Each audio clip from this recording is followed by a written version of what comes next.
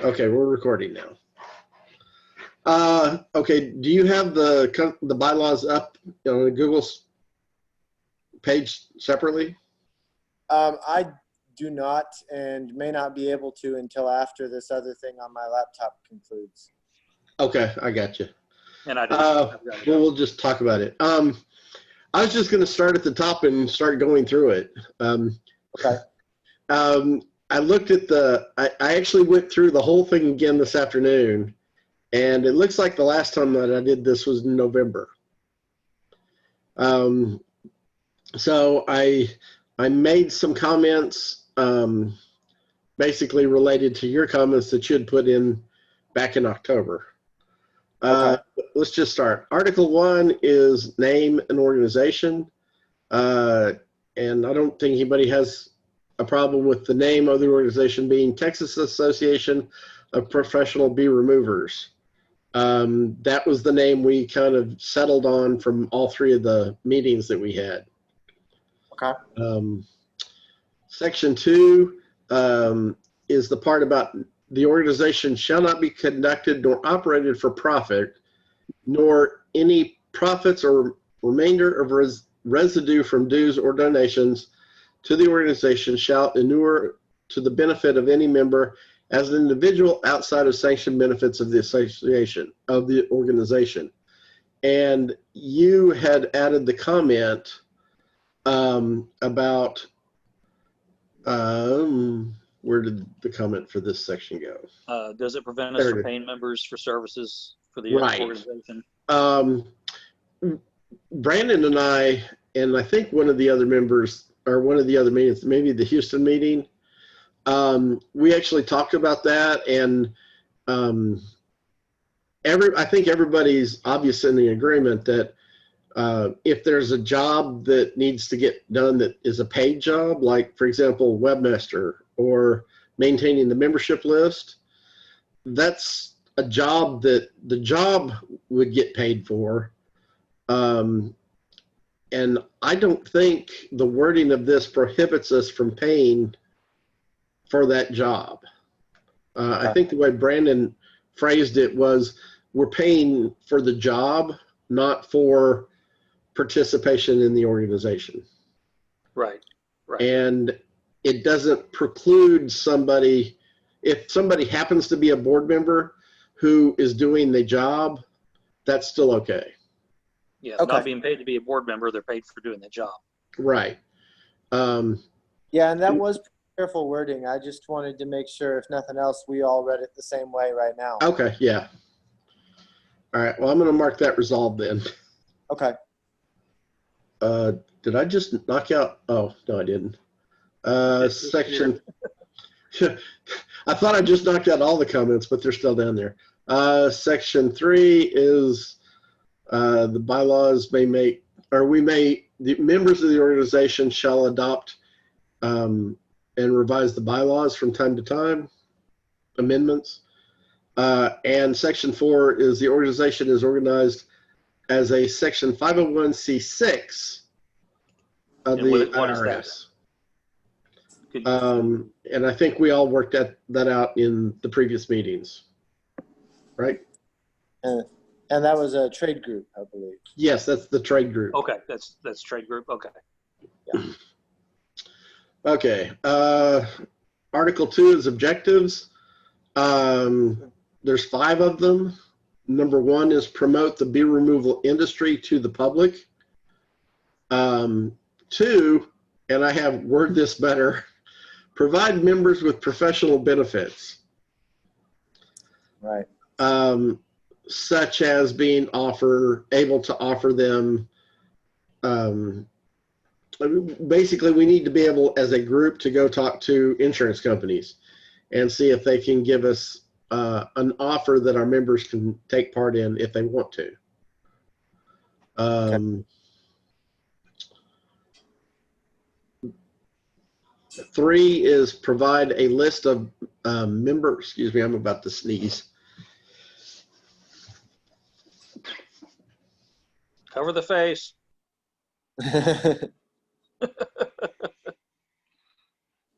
There, I muted it before I sneezed.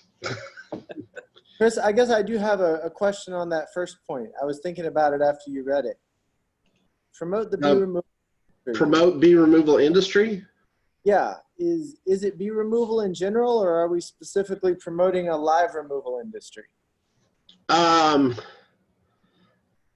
think that's no, I think it's live removal, certainly. Would it be appropriate to say it there? Sure.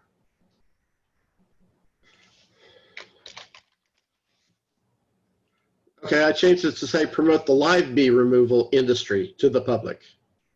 That's Great. good. I like that better. While we're doing it, provide members with professional benefits, I would love to word that better. Yeah, I'm trying to, that's so open-ended, and yet if you limit it down any, then you don't have freedom to do anything. All right, well, maybe we should just leave it worded broadly then. Yeah, leave it broadly, and then membership benefits can be defined, later. Right. Yeah, that could be in a document outside of the bylaws. Okay, yeah. Right. All right, well, we'll just leave it like that. 3 is provide a list of member bee removal professional contacts to the general public. You added the word member, and I think that's absolutely, you suggested that we add the word member, and I stuck it in there. Okay. So wonderful. Yeah, I think both of those are things where we know what we mean, but it's beneficial if it says it as clearly as possible. Oh yeah, absolutely. Okay, 4 is be a resource of bee removal professionals for lawmakers considering potential updates to regulations pertinent to the bee removal profession. And I think you had used this wording, and I'd already accepted it in there.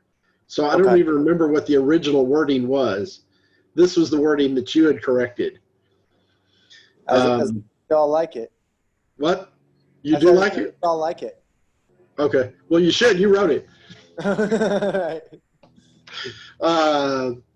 5 is provide continuing education to help perpetuate the professional bee removal industry for the future. And there's no comments on that. That is a very ambitious point that we could easily leave off and adopt later. There were a couple of people that were pretty adamant about wanting that, not necessarily putting it in the bylaws, but making that one of our main objectives. Understood. I think it was, who was it? Was it Wes and Jess? Or? Yeah, I remember. Oh, it was Ed. Ed, I can't pronounce his last name correctly. Yeah. Starts with a V? Yeah, absolutely. Yeah, I know. I remember conversations about still providing a way in. Right. Yeah. Okay. Well, I think Ed actually was thinking continuing education for those of us who have been doing it a long time. Okay. Learning new tricks. Which, that I agree with that too. Yep. Okay. Article 3 is definitions, and there's 9 of them here. It starts out with swarm. Well, before I get into all of these, one of the thoughts I had, and it's not even commented, is maybe ordering these in a more logical, because these were just kind of thrown out there in an order as we thought of them. Okay. And I don't think we thought of, is there a more logical order for how we should list these to begin with? But we could deal with that later. Let's just go through the ones that we have here. Swarm. Yes. I'm sorry to ask this, but since I don't have my laptop to myself right now. You want me to share it? Yeah. Is there any way you can screen share what you're doing? Yeah, I can screen share this. Happen at once on the cell phone.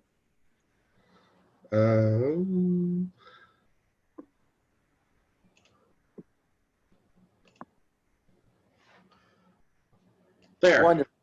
Oh, did I just move it? That's perfect. Okay. Oh, and I still see everybody on my other screen over here. So, all right. Cool. Article 3 definition. Swarm is a naturally occurring collection of bees, usually including a queen, that are without comb while in the process of searching for a location to form a new colony. And I don't think there's much debate about how that should be worded. 2 is colony, and there were a couple of edits to this. And it came down to a social group of honeybees that have established themselves on comb. Before, I think you had put, you had continued it to say any honeybee hive that contains comb and bees. And I just stopped it at themselves on comb. Yeah.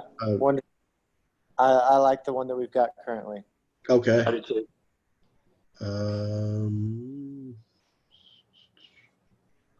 Okay, I'll accept that. 3 is structure. Anything that is constructed or built from different interrelated parts with a fixed location on the ground. Examples of this are houses, sheds, mobile homes, and barns. For purposes of bee removals, any building that is equipped with electrical or plumbing utilities is considered to be a structure. And I guess that makes more sense in, okay. The next 2 are non-structural colony removal and structural colony removal, where we talk about the 2 different types of removals. A non-structural colony removal is defined as removal of any colony of bees from locations other than a structure. Examples of this would be open-air colonies, removals from water meters, sprinkler boxes, non-electrical cable boxes, barbecue pits, old tires, etc. 5 is structural colony removal, which is removal of bees, colony or swarm, in which the bees are located in or on a structure as defined in 3 above. Yeah. Okay. Yeah, I like that makes for the sense. most part. I did see we put non-electrical cable boxes, and although I understand the need for caution in an electrical cable box, I think if we match anybody else's definitions of structures, that's not one. In terms of structural pest control code, in terms of taxes on the situation, et cetera, I think that would not be a structure. Any thoughts? Well, non-electrical cable boxes are listed as non-structural. No, but my question is an electrical cable box therefore structural? I guess I don't know what an electrical cable box is, unless it's, I'm thinking it's an electrical panel. Yeah, I guess I'm imagining something that's got electrical current, electrical outlet of some kind in it, rather than just cable connections. Right. Well, I think what they mean, I think by the word cable here, it literally means electrical wires. It doesn't mean like TV or telephone cable. Okay. Well, that's the only part that made me do a double take in terms of what we're trying to say with it. If we just say cable boxes, what changes? Then we're talking about the one that's out there, the little cylinder cable towers, I guess, too. Right. That's the only kind I can think of. Should we just say cable boxes then and leave out the words non-electrical? If that still means the same thing to us, it's a lot less confusing. It does to me. Yeah, if we think that means the same thing either way, let's take those words out. Okay.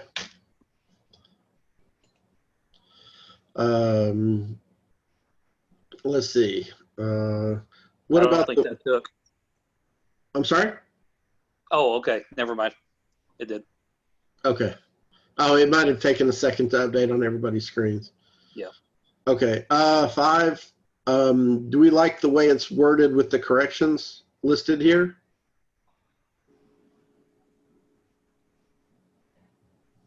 with it on or in or on a structure? Yeah, I think that makes sense. Okay. I do too.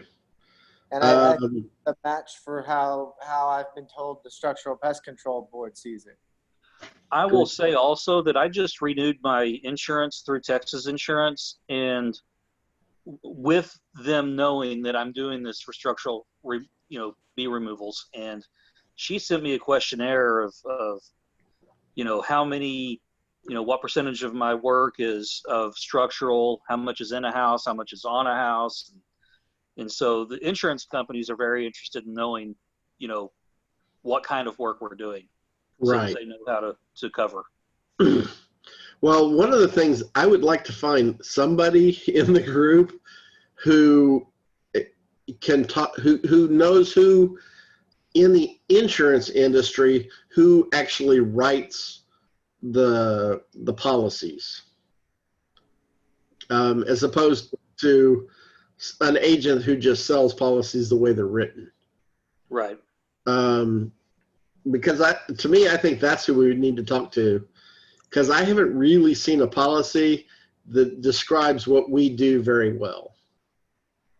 Right, to such an extent that I'm not sure I've seen a policy that really covers what we want it to cover of what we do. Yeah, exactly. Yeah. Much less the fact that some of us do things that others don't do. For example, some people do repairs and others don't. Right. And that was one of the questions she asked. Right.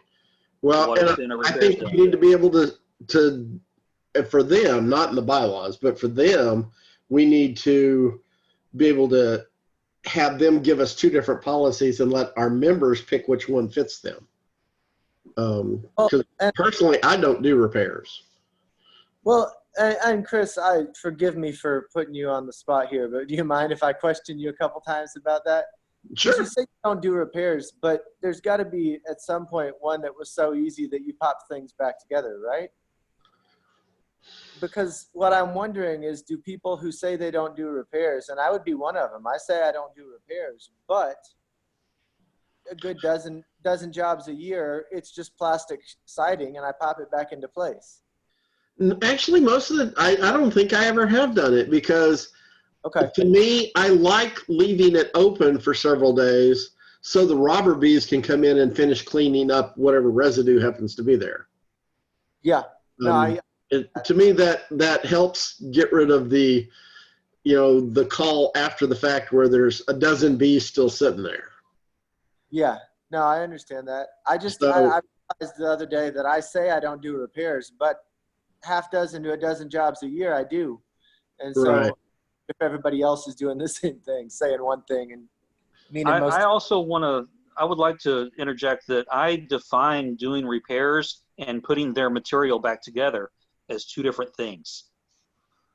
True. Because doing repairs implies that it is being repaired to either the customer satisfaction, that it is, cosmetically looking the way it was before I started, and blocking any entrances that the bees. Right. And there's so many houses that we get into that the wood is rotten. I'm not bidding to repair the job, but I will put their rotten wood back in place. See, I won't. So I am not going to do that kind of repair, but I do put their material back in place.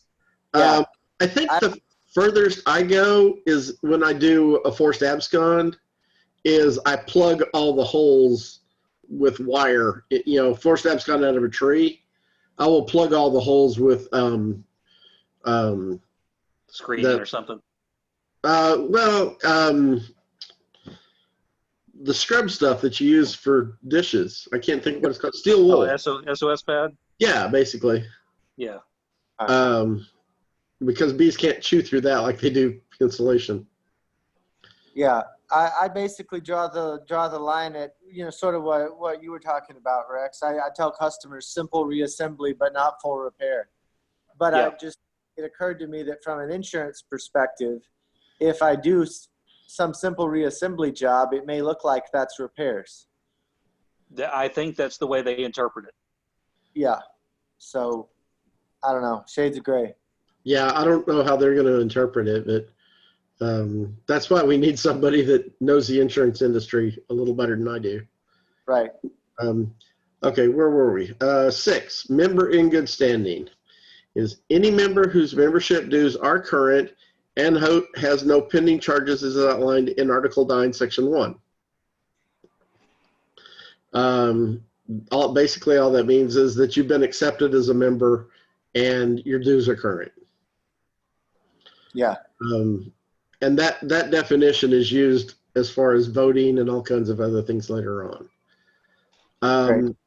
7 is, and this one has a lot of changes on it, professional live bee removal specialist. And, well, I'm not sure. In fact, I even put a note down here that where I said, personally, I don't think we need 8, 9, or 10. But 7 is the professional live bee removal specialist is an individual who performs either a non-structural colony removal defined in 4 above, or a structural colony removal defined in 5 above. And then today I went in and deleted the part where it says continuing, removes a colony with comb from a structure or non-structure. I removed that because it was defined as having that. So if we're removing a colony, then we don't need to say there's comb because that's part of the definition. Continuing, who does one of those 2 removals, continuing, puts 90% of their colonies removed into a hive body for purposes of creating colonies of domesticated honeybees, and I'll comment on that in a second, and receives compensation. And then I suggest we delete the words in the form of monetary payment. Okay. I don't mind. If somebody happens to barter every once in a while, I'm not going to quibble about that. Well, and I agree with you. However, if they never receive monetary payment and are entirely the occasional barter situation, are they a professional bee remover? Well, if we leave receives compensation, that would indicate to me that they are receiving compensation all the time. Now, if it's always barter, is it always barter? If it's always, yes, I'm receiving compensation, but here's my sandwich I earned today. Yeah. I just wonder if there's not a value to insist. How about if we just says receives monetary compensation? Keeps it from being wordy. I like the brevity. And I totally agree with you. We wouldn't want to forbid barter exchanges, but I do think we probably expect it to be money occasionally. I think most of the time. Not by some of the. Well, yeah, I know. And I still go through this with some people who do removals and they never charge. And it's like, okay, well, you may do it really well, but you're not a professional. Right. I mean, professional by the definition of the word professional means you're getting paid. Yeah, you're in the business of and performing a service. That was actually something that every meeting that we had, everybody agreed to. I did get paid in chickens for the first time this week. You got what? I said I did get paid for one job in chickens for the first time this You get paid in chickens? I've never gotten chickens. I don't need any more chickens. Okay, so let's see. Let's go back. What do y'all think about me removing the words removes the colony with comb from a structure or non-structure? Because that's simply part of the definition we already have above. Yeah, no need to reference it above and then say. All right. So just to be clear, what we're establishing here, and correct me if I'm wrong, is that a professional live bee removal specialist is the overarching definition for someone who does both swarm removal and cutout specialist roles. I believe that is true, yes. Okay. That's how I read it, making sure. That's how I read it as well. Okay. Then let's see. The next one is professional swarm removal specialist. Is an individual who captures a swarm of bees off a structure or non-structure, which I don't think we need to specify where it's at because that's already above it, for the purposes of creating colonies of domesticated honeybees and receives compensation in the form of monetary payment. I have a couple of questions. I like having something about swarm removals, but people who only catch swarms, do you know of anybody who only catches swarms who only gets paid? Everybody I know who catches swarms does at least. Everybody I know who only catches swarms is doing at least some of them free. I can't necessarily say that they never get paid, though. We haven't put any requirement on how often you get paid, just that you get paid. Right. Well, see, okay, for me, of everybody that I know personally who catches swarms, and they only catch swarms, none of them ever get paid for it. I know several beekeepers who get paid for keeping swarm traps places in an effort Really? to bee removal. Yeah, situation. I do that. I sell that service to golf courses all day long. So I'm guessing Okay. swarm specialist would include placing bait traps for them, bait hives for them. Swarm traps. Gosh, I can't get that out. I usually say it. Okay, well, the reason I'm going for this is because I see, did we lose Ryan? Oh, there he is. In a minute, we're going to talk about our two different types of membership levels. And I see the people who do swarms as the stepping stone to the professional bee removal. Yeah. I just don't see very many people who are professional swarm removal specialists. Everybody who would get paid for a swarm removal is going to do other removals too. Yeah, I'll be blunt. I see this as I see the swarm removal specialist as an unnecessary thing in these bylaws in a lot of ways, and yet I think people will be unhappy with us if we don't leave it because it may be perceived as that stepping stone. Okay. I think if we come right out and say if you're just catching swarms, this has nothing. We have nothing to do with you. Okay. Well, how about I have a suggestion then. How about if we take the word professional off of swarm removal specialist and then remove the statement about compensation for catching swarms? So you have to be a member in a professional organization, but you're not declaring yourself a professional. Correct. Like I said, this was, to me, this was the stepping stone way to be, basically it's the member type ones that we're going to define later on. Yeah, and if we are teaching, if part of our mission is teaching bee removal, do we expect everyone who joins to be a professional when they join? Or are we in fact saying you're headed there and you're coming to us for education? Well, we later on when we talk about membership, because this is one of the things that we spent a lot of time in the meetings talking about, is how we vet our members. And without jumping ahead too much, the people who are type 2 members, the professional bee removers, I think need to be the ones that are already professional bee removers, not apprentices. Well, then our swarm remover definition should not include structures. If our swarm remover definition is the less professional or non-professional designation, then for the sake of structural pest control stuff, maybe we leave structures out of it.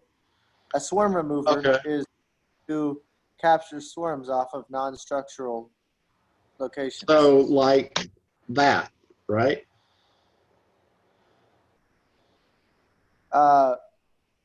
No, off of a non-structure. I'm advocating for keeping non-structure. Okay. I'm saying Well, remove professional. Okay. As far as swarms are going, to me, a swarm, even if they're like attached to the corner of the eave of a house, they're not doing anything to the house to get the swarm. Yeah, you're right. As I understand it, in terms of pest control regulations, it's categorically the same thing. As I understand it, in terms of tax charged on it, they're categorically the same thing. That the line is, are they on a structure or not? And so I realized that getting bees off of a structure as a swarm cluster is potentially beginner beekeeping.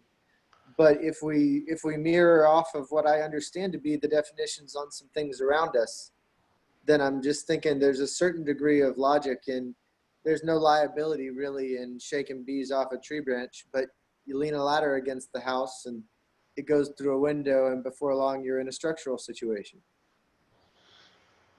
So I'm just brainstorming a little bit. Yeah. I don't feel strongly on it. I have to admit that I don't know the pest control code well enough to make a statement either way.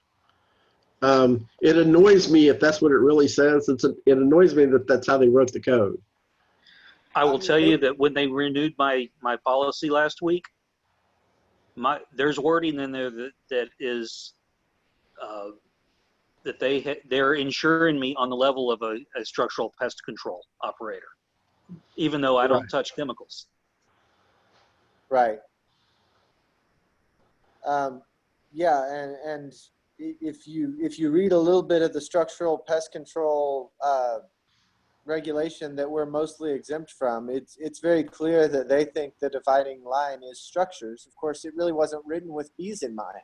Yeah. It's written with all this other stuff in mind, but they think the dividing line is it a structure or not?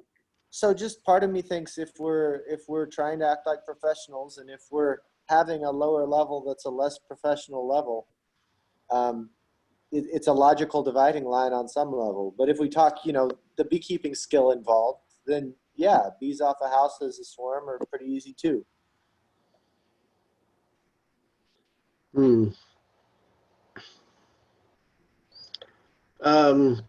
Okay, now I'm in a quandary because I'm not. To me, the dividing line on how we divide our members. This is where I was wanting to divide our members.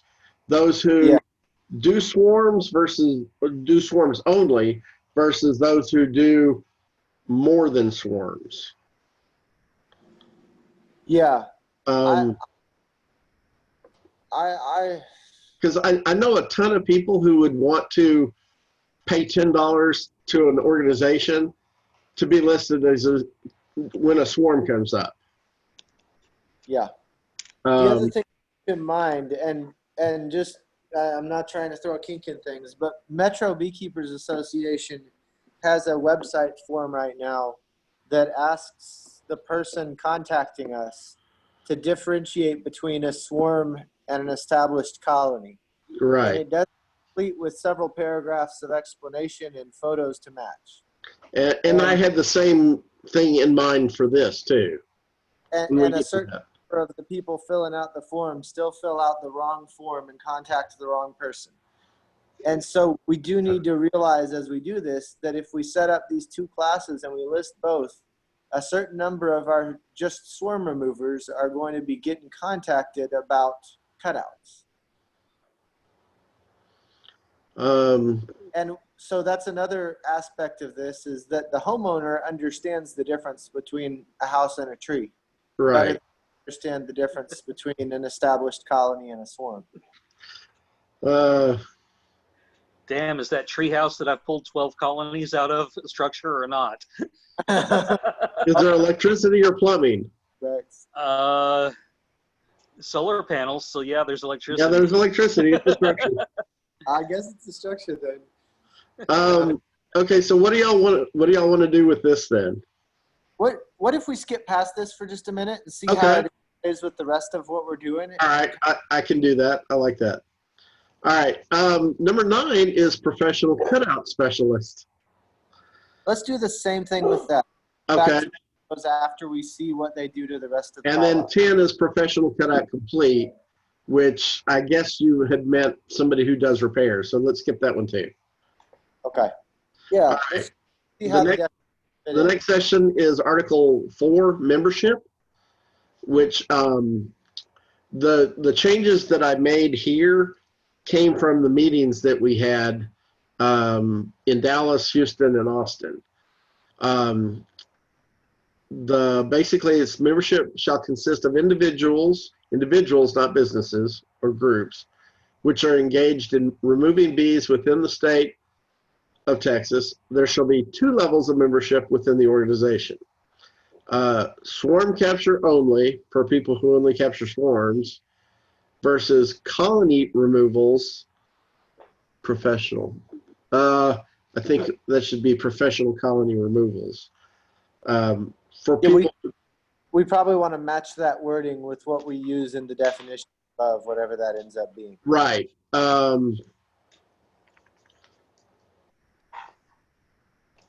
To me, professional colony removal just flows a little better.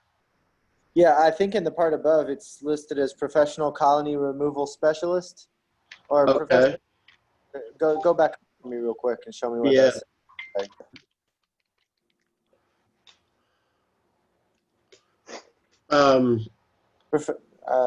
Well, I was gonna suggest, we hadn't even gotten to this part. I was gonna take the word specialist out of all these. Okay. Because I just don't think it flows very well. So professional live bee remover then for potential Remover, yes. remover. Okay. Yeah. Which Which one then are we talking matches about what now? it says here. Professional colony remover. Well, I'd say live bee remover and make it say the same thing. Just so there's no confusion that this is a reference to the same type people. Well, it needs to be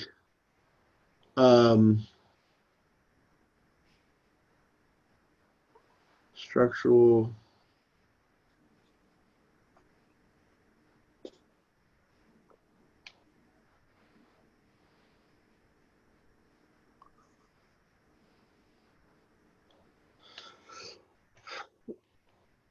I'd rather keep the name of it shorter and simpler, as long as, but I agree that we need to have live bees like assumed in the definition of this. Okay. And the fact that we put this up in, well, it's number 1 in our objectives.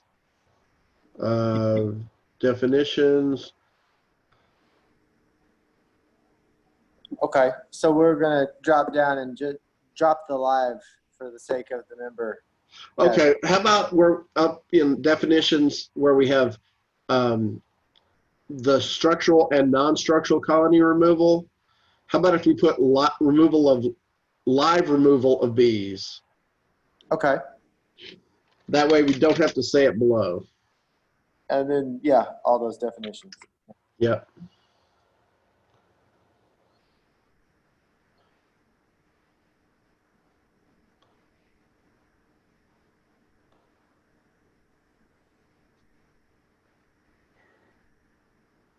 Okay. Okay. We may want to come back to the definitions here in a minute, but Yeah, I know. We tried to skip them and then ended up right back at them. Sorry. yeah.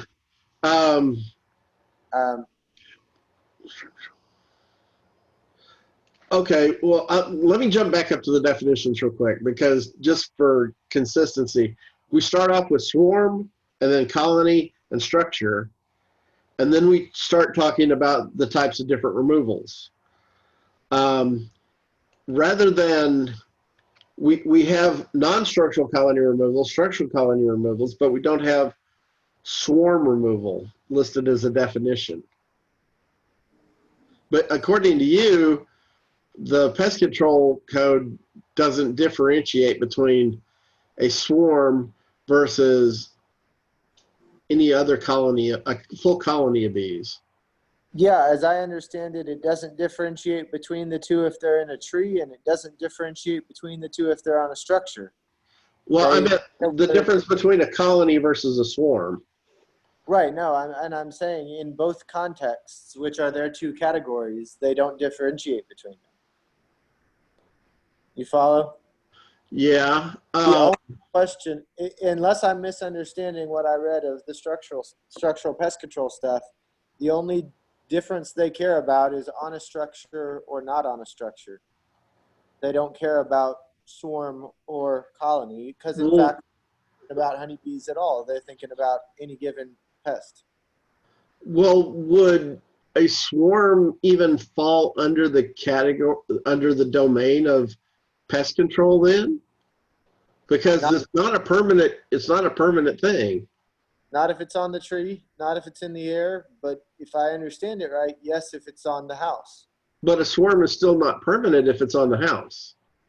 That's true. But It's it's not, on the house. but while it's on the house, it's structural. We And may so, have, we may have to find somebody that knows about the pest control code in depth to find out about this, because I would really like to me, I would really like to draw the line between swarm versus colony with cone. To me, that's where the dividing line really needs to be. And I don't know if the pest control code is going to let us do that. well, I mean, we're going to be looking like we're a little bit at odds with their definitions. There's not a reason we can't do it. We're talking about our own definitions and member structure. Well, that's true. We can do what we want, but I wouldn't want to create confusion for our members when we aren't a match for what's going on there. But yeah, we can do what we want. We could say we're basing this on beekeeping skill, and this has nothing to do with structural pest control board.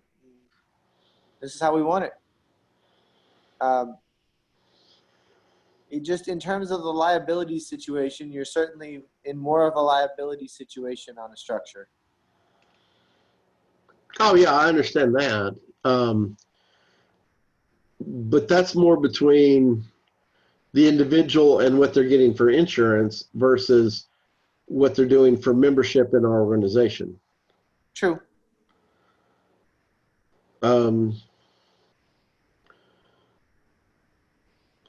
Okay, so I don't deal with swarm established colonies, but Okay. providing contact info for all of the above, then people who are only paying for swarm capture level are going to be getting cutout referrals through the contacts they get from the organization. Right. Well, I think if we are clever in how we list our members, that we might be able to cut down on that. I hope. Okay. That's something we're going to have to play with later on down the road. But okay, professional colony removal. So keep that. Keep that. Capture swarms. Excuse me, I'll be right back. Okay. This one we're going to delete because one of the things at the meetings, everybody was pretty adamant that they didn't want 3 types of memberships. They only wanted 2. Okay. And so you need to move the non off of structural there. Right. Yeah.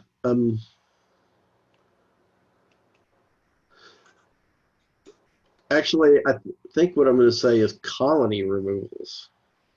Yeah.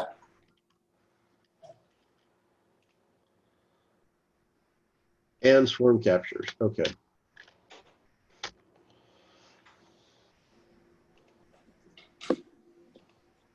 Oops. That's not what I meant to do.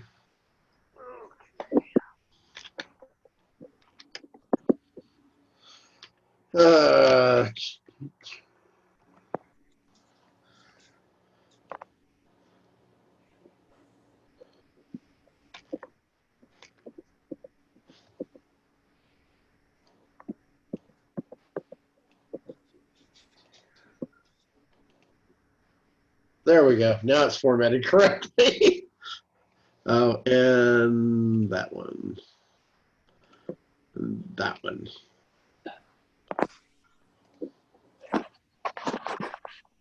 Okay.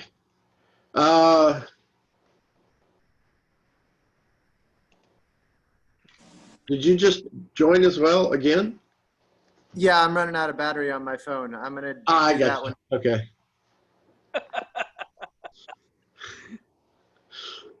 So you get 2 votes now. Oh, wait. Unmute. All right. There. Okay. And All right. Membership. The way it's worded now, how does that sound? I think.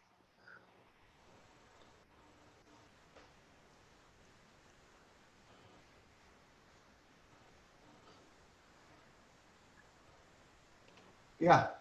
Okay. You know, I hate to say this, but membership shall consist of individuals which are engaged in removing bees within the state of Texas and have paid their dues. I don't, Yeah. I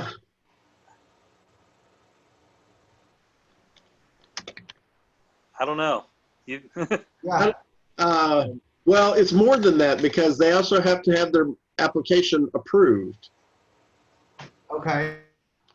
Then we need to say that. Yeah. Well, section Upon 2 approved is application. Section 2 below it is application for membership. Because the way it's worded right now, Yeah, it but says I do anyone who does it is member. Yeah, I think we do need to have a mention under the definition of membership that specifically the below have to be done.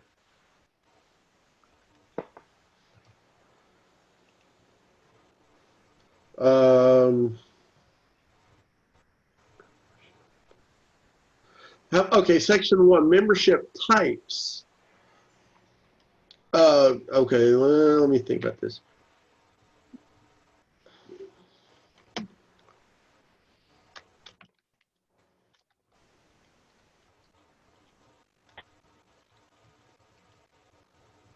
Yeah.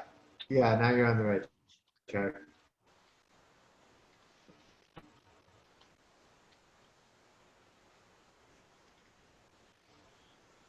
Memberships.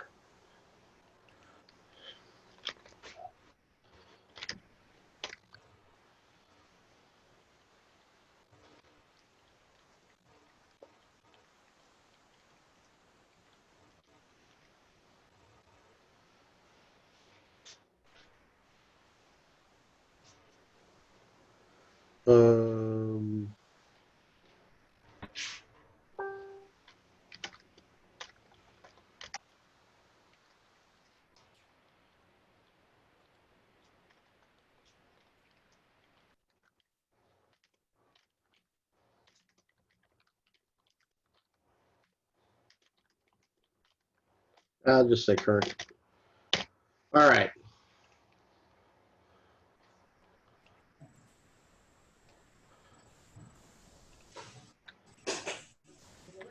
Three.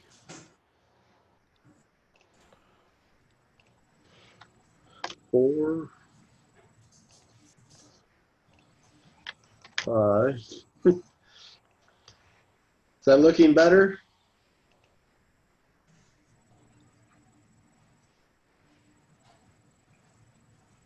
You know, Chris, this point A makes a mention of membership criteria. Should we actually title that first paragraph membership criteria?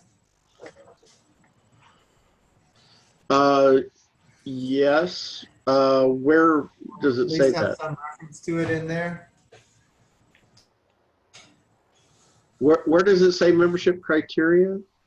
Under 4A, there any modification to membership criteria, going down the screen there. The one A that's right before Here. section 4. Yeah, it talks about membership criteria, and I just wonder if we want to clarify where that is.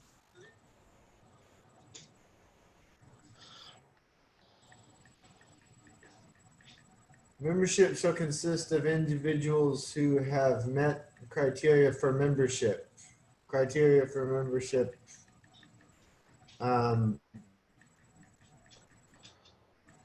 Just something that clarifies what Well, specifically requires 2/3 majority vote to change. actually, we haven't gotten to the part that has the criteria yet. And I don't think we have it worded anywhere in here. Okay. The criteria is basically the vetting process that we were talking about in all of our meetings. Okay, so the idea would be that that's going to be its own document and process sometime after these. Or we can put it in here. I would probably, well, the percentage, the 2/3 vote of membership is the same as bylaws changes. So we could put it in the bylaws as well as have a separate document. It wouldn't make sense to move it into the bylaws if it requires the same kind of weight to change it. I think it's just not in here because we hadn't gotten around to wording the vetting process correctly yet. Okay. Which means we probably should come up with that if we can. Let me go up and real quick. Section 1, does that sound okay the way I have that worded?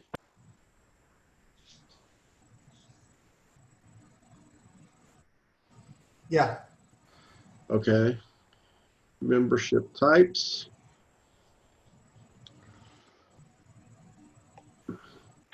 Looks like you may have an extra period there now. Oh, yep.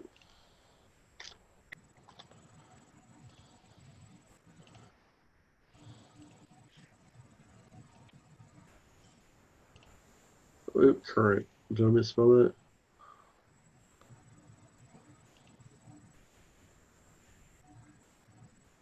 I think that's okay.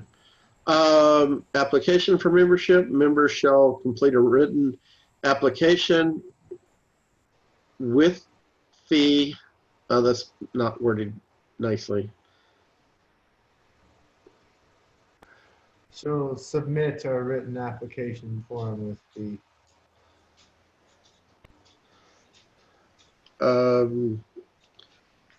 If let's see. Great, another Amber Alert. It's in Port Arthur. Okay. Chris, I think if you change complete to submit, it reads better.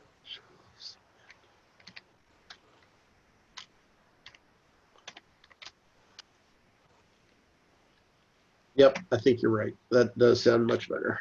Agreed.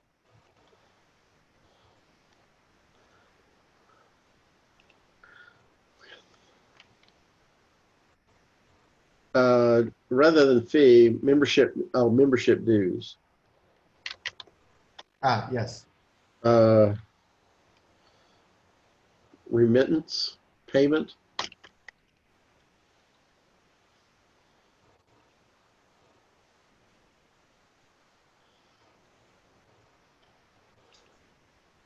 Okay. As defined in section.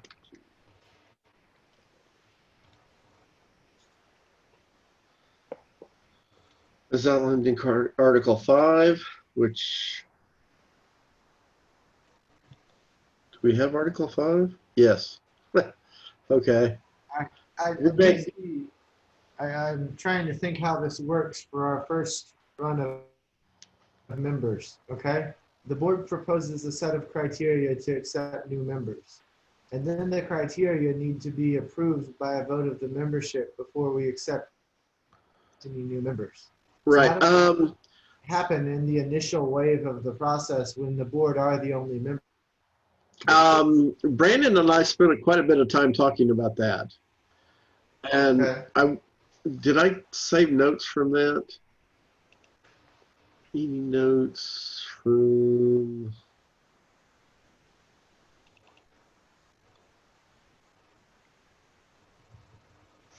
Let's see.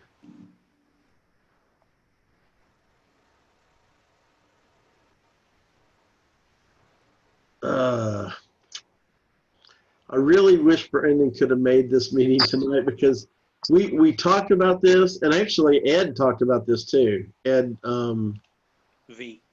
V, yes, thank you. Yeah, here's what is professional?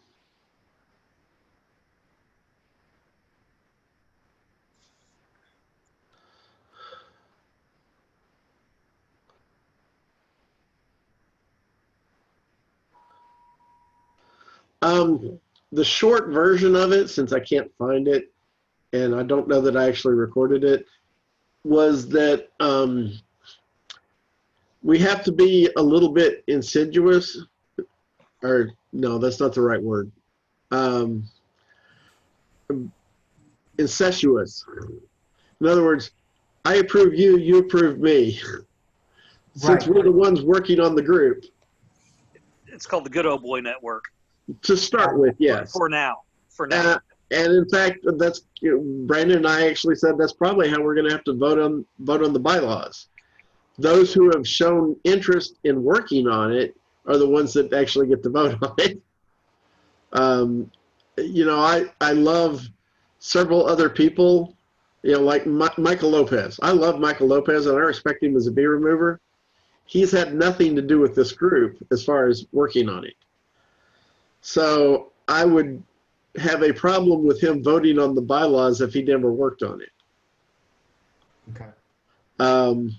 If that, and I don't mean it to sound self-serving, even though it probably does. No, I mean it's logical. Why come vote against something for not being what you wanted when you wouldn't help tell us what it should be? Right. Yeah. Well, the initial set of members would kind of be the same way. Okay. All right. So basically, the initial members, for the sake of approving that criteria, are the initial wave of members that are the board in all likelihood, or at least Probably. the founding Fathers. members. or at least the people who are the people who are in the voting block for the first set of board. I can see that there was probably more of us who are members who are voting than what'll actually fit on the board. But those people certainly should be part of the initial founding membership group. Okay. You know, if I'm not on the board, I think I should still be a member off the bat. That makes sense. Yeah. Okay. Yeah, it does. Let's see.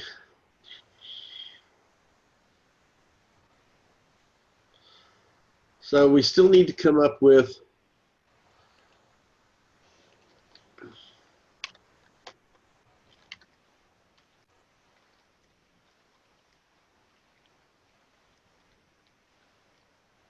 What line are you on right now? Section 3(4)(a). I basically just put a note over here that said we need to come up with the official membership criteria because it's not written anywhere. Whether we put it in the bylaws or have it as a separate document, to me isn't important. The fact that we have it written somewhere is the important part. And honestly, I think that's where we go back to our previous meeting notes, such as, I don't know if y'all can see this right here. Yeah. Those are the ones that we come up with that criteria from. And honestly, we might need a separate meeting, Zoom meeting, just to talk about that and get that statement ironed out so that everybody involved is in agreement with it. Yeah. I'd rather not spend too much time today, unless we're going to stick in the bylaws, because it's already, what, 7:12? Yeah. Yeah. Let's keep moving. Yeah, I agree. All right, section 2 or 4 is dues. Membership dues shall be recommended by the board of directors and voted on by the general membership at the annual meeting, as defined in Article 5, Section 2, basically the December meeting. Any changes in dues proposed by the board of directors shall be announced at least 30 days prior to the annual meeting. And you had said announced how. And I asked that because I think most requirements of notice, if we do end up falling under Robert's Rules of Order, officially require mailed notification. So if we want that to be email, my understanding is we would be perhaps best served by saying email right there. Probably email is the logical How about way. by any acceptable electronic or non-electronic method.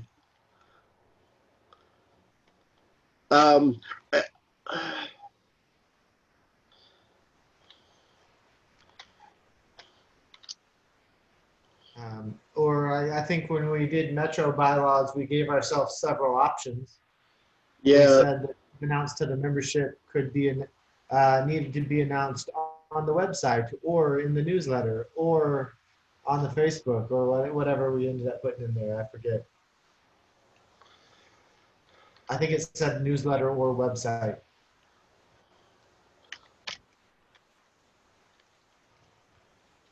It could just be announced on the website. That's do we want to codify that here though? I don't want to end up in a position where someone thinks we were supposed to provide notification by snail mail. That's the only reason I think we want to specify in some way.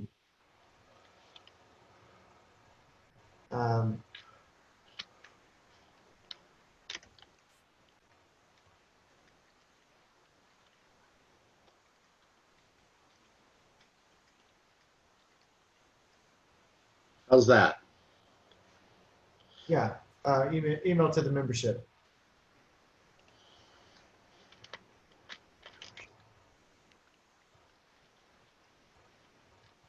There we go. Does that sound all right? No, I think that's right. looks good to me. Okay. All right. Termination of membership. Memberships may be terminated by resignation. Any member may resign from the organization upon written notice to the secretary. No refund of dues shall be made, and any debt to the organization remains unchanged. I like the changes that you had made previously in this, Brian. Yeah, it's just And there's that's actually how I read it. There's a process for being expelled, but if you wanted to resign when charges had been brought against you for something, then great, go on. Yeah. 2 is by lapsing. A membership will be considered as lapsed and automatically terminated if such member's dues remain unpaid 60 days after the first day of the membership year as defined in Article 7, Section 1. Means if they didn't pay their dues, we drop them 2 months later.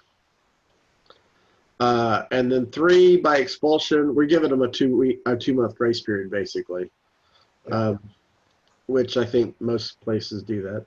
And then 3 is by expulsion as provided in Article 9, Section 3. Okay. Article 5, Code of Ethics. And I said this obviously needs flushed out, and it looks like it's been flushed out quite a bit. Probably by, mostly you. Okay, Section 1, ethical removal practices are required of all members as detailed below. 1 is abide by all state and local laws pertaining to beekeeping and bee removal, which I'm glad you put that in because that was one of the comments that somebody had made in the event of Stephen. Yes, and he may be joining us here shortly because he just sent me a message saying that I'm not sure where that will show up if he tries to join now.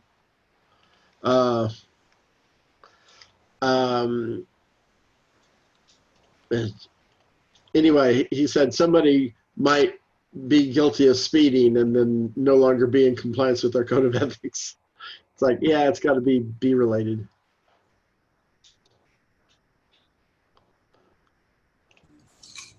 Okay. 3, perform live removals whenever possible.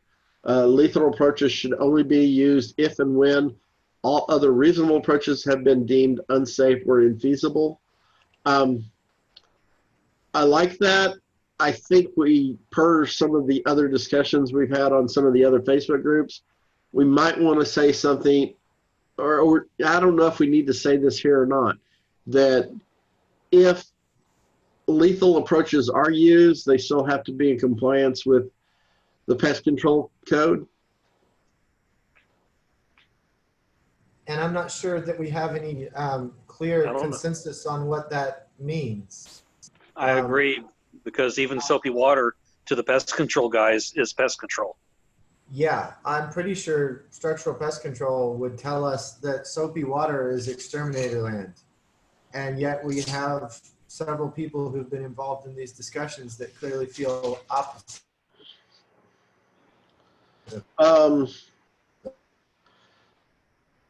Regardless of where I stand on that, we can't have it both ways. Yeah. My inclination is probably to leave it just worded the way it is right now, because we already say you have to follow state and local laws pertaining to beekeeping. Do we need to and bee removal? Okay, so that means we have to follow the pest control code. I mean, so then do we even talk about lethal removal in here? I had a conversation. What's that? So do we even talk about lethal approaches here? Yeah, because there are some people who do have a pest control license. Okay. Yeah, it's a tough. If somebody does have a pest control license and does occasionally exterminate in a situation that warrants it, we don't want to say they can't be part of this necessarily. Right, yeah. Well, who was it that I was talking to? Was it? But I mean, to be blunt, if the soapy water, if anybody wanted to pick on the soapy water guys, they would immediately accuse them of not abiding by state and local laws pertaining to bee removal and ask for their expulsion from the group. And then what do we do? Do we go ask the structural pest control people?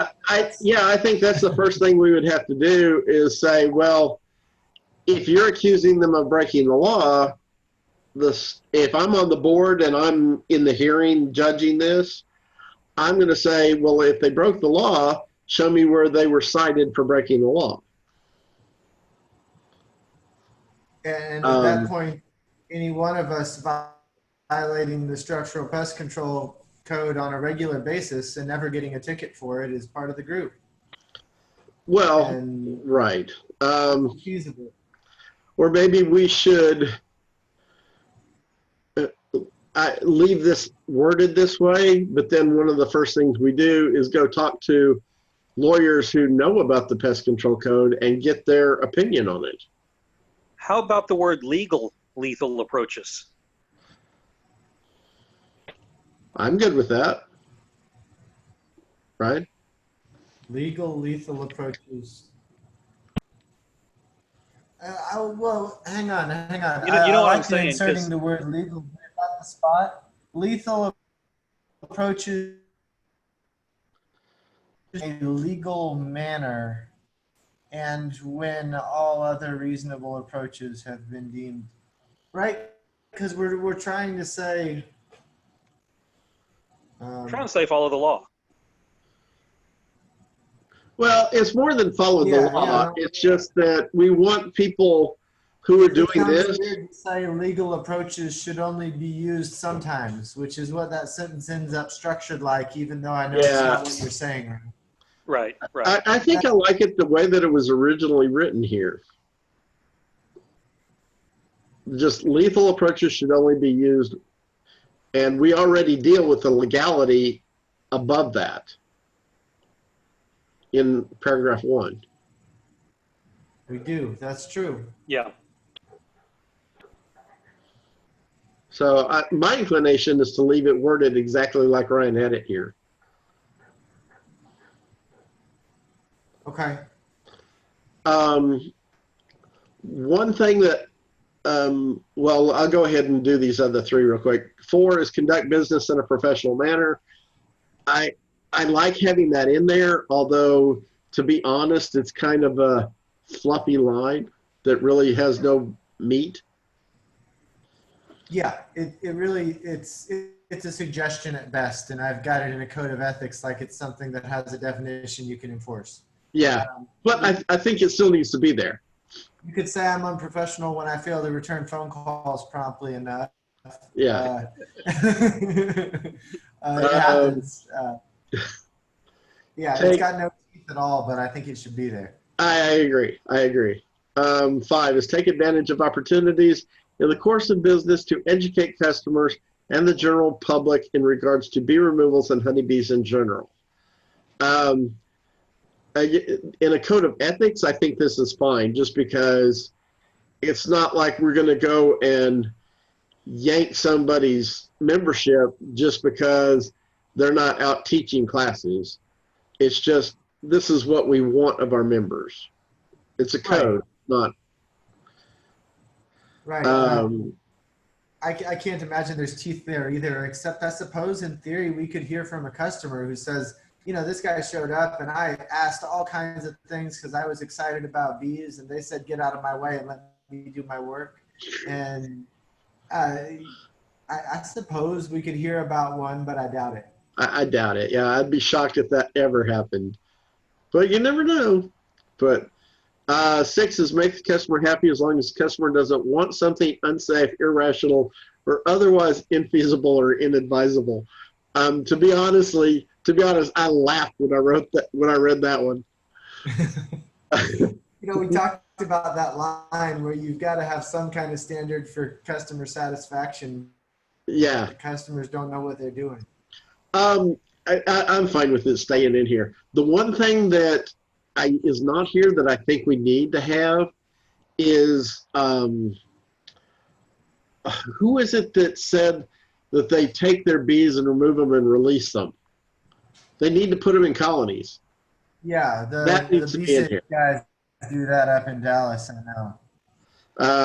I really think that needs to be in here somewhere. So how should we? Okay.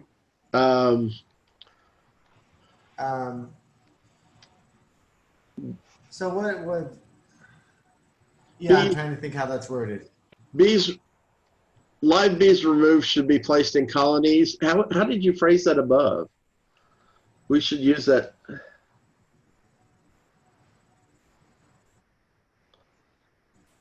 I admit I'm especially prone right now to feel like we shouldn't put too sharp a teeth on that one either. I've had 2 out of my last 3 forced absconds end up 50 feet over my head in the tree. Well, it's not because that's what you intended to do, though. There's a difference between that happening and going out and just opening the box and letting them go. Well, and there's one bee company, bee removal company up here in Dallas that, and I don't know for sure they're still doing it this season, but I assume so. I'm sure you know Ace, Rex. It was applying little repellent strips that were going to force an abscond, and it's a live removal in that the bees fly out, but they would 8 hours. I think and that's not ideal. All I know is I do a lot of cleanups after those people. Okay, I think I found it in the definitions. Let me.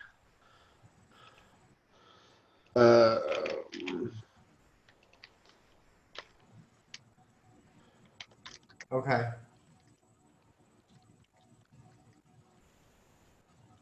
Live bees removed. Live bees removed should be initially retained. How about initially retained for the purpose? Should be retained for the purposes. Should be. I was going to say should be hived.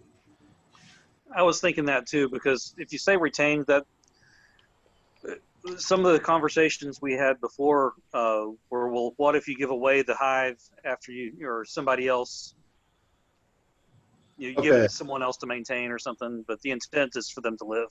Yeah, I don't have a problem with somebody hiving them and then giving them away. They don't have to maintain them on their own. Well, actually, that's one of the things Brandon suggested is they should be a beekeeper. Yeah.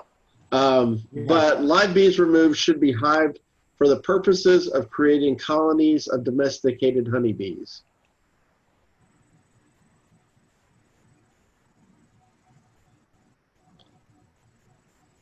That sound all right?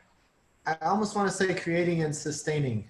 I know I'm trying to add longevity to something that maybe doesn't have it, but we're not saying they have to sustain them and manage them, but just something How about that creating sustained implies colonies of domesticated? There we I'm go. good with Yeah, that. it's just something that has a little bit of a hint of management and sustainability there. I think we should put something in here, possibly between 2 and 3, that they should be a beekeeper, maintaining at least 2 hives. And I think that number came from Brandon. Yeah. Was that ever defined I anywhere like else? that. I know we talked about that at the October meeting, but was it ever put into, a definition here of, that since we're promoting live removals, that you need to be a beekeeper to fall within the legal? Well, it was in the exemption from October pest control meeting, and board. I'm pretty sure we talked about it in both Houston and Austin, but it's not in here. Arguably, if we're accepting that someone could be a pest control operator, then you could not be a beekeeper and be a pest control operator and still do live removals. We did say we've accepted the possibility that someone's a pest control operator doing live removals. At that point, they don't legally have to be a beekeeper. They can be. We'd encourage them to be. We could still say we want them to be. But they don't legally have to be at that point. I still like the idea that we say they have to be. Okay, I do too. Yeah.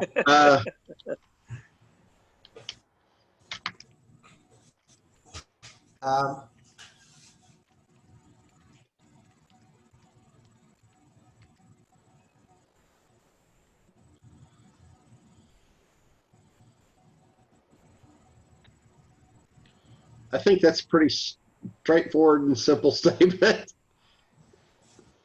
Yeah. Okay. And 2 hives is a pretty low bar. It is. It is. But I like it. It's a reasonable bar. It's a qualifier. Yeah. Okay. Are we good with the ethics? Do we need anything else that needs in here?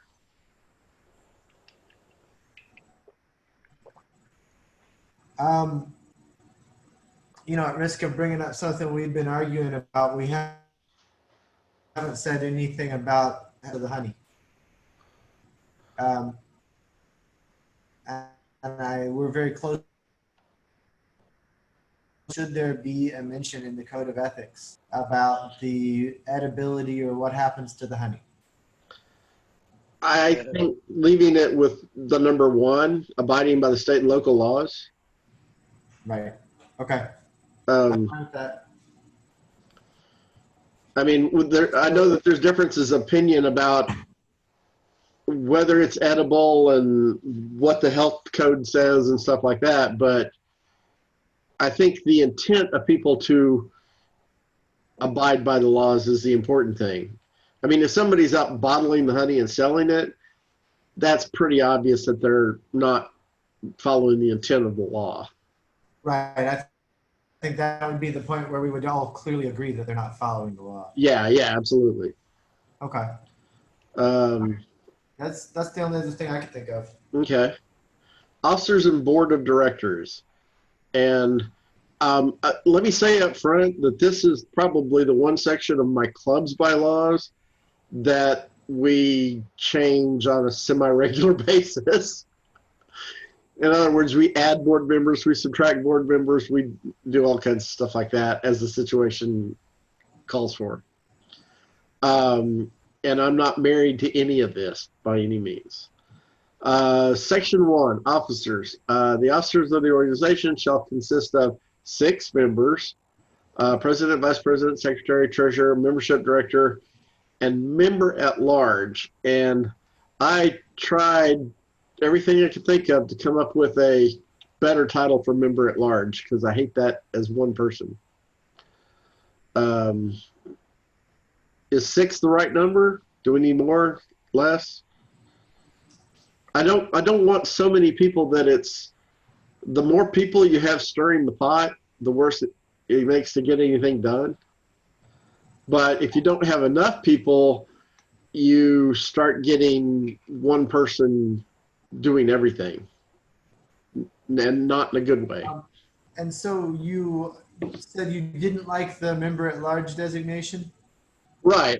I'd just like to give them a title, something like training coordinator or public relations officer or business services coordinator or Well, and you give them a role of some sort, presumably along with the right. title. But well, sometimes though the vice president will carry a role that's not part of his title, but like in our club, the vice president is the person who's in charge of finding the monthly speakers. But to me, it was more, I like having a certain number of people on the board and then finding titles for them that fits right. I think more than 6 is bulky fast. I tend to agree. So officers and officers and board of directors are 2 separate things. No, they are the same. They are. In October, we had talked about the possibility of having area reps as being having input, something. Has that been thought of any further, or no? None of the other meetings really pushed that idea too much. So to be honest, it was something that I'd kind of forgotten about. To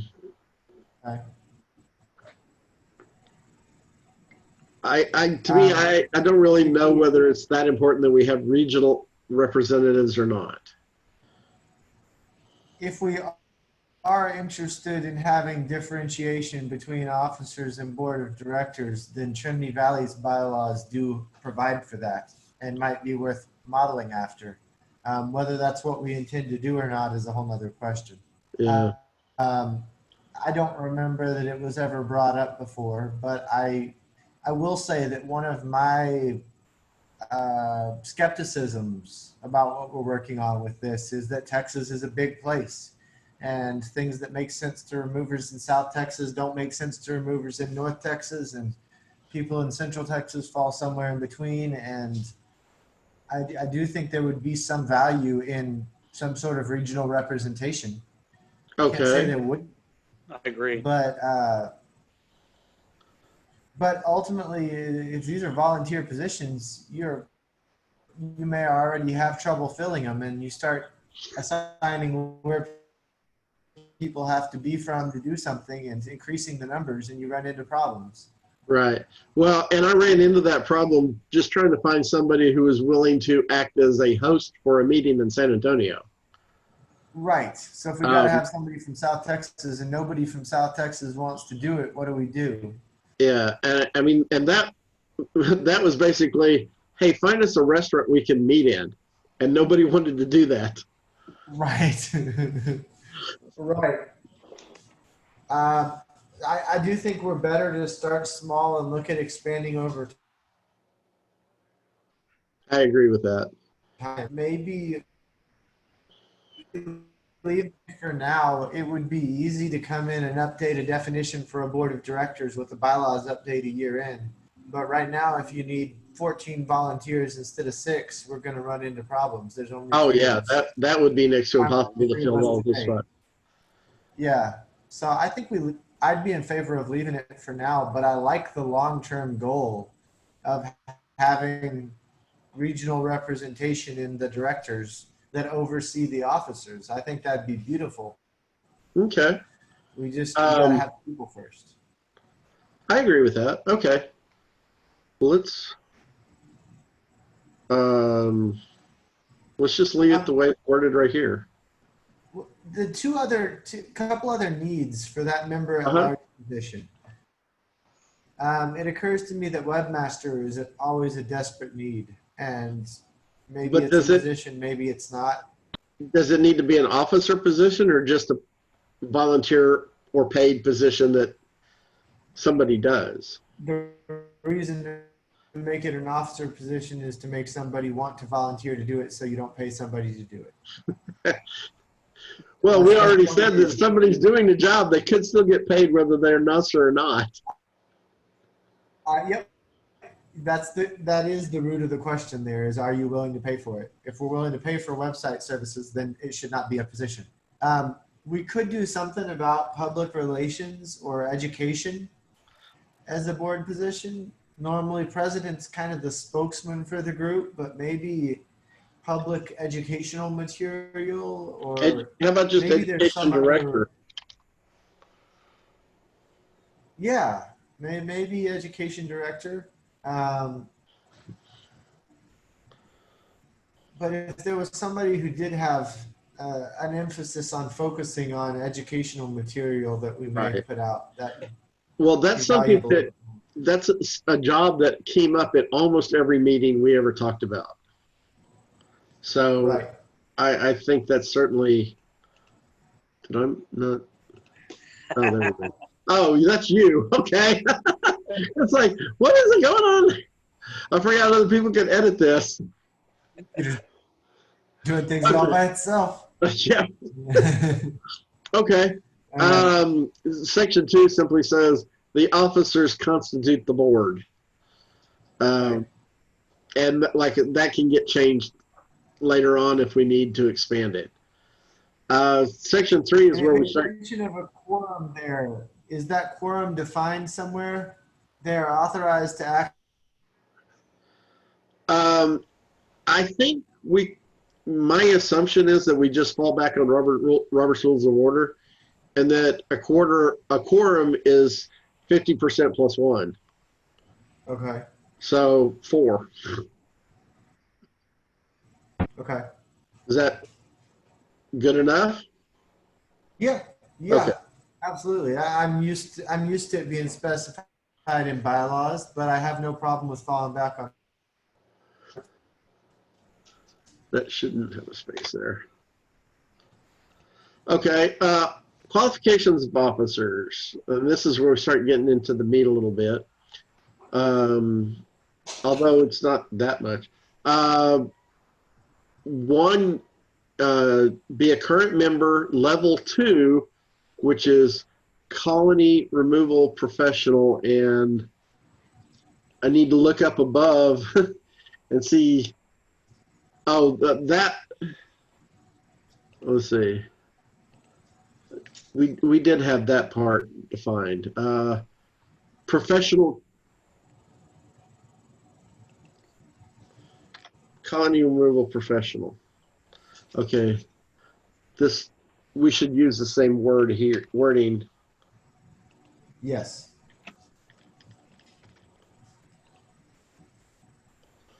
Okay.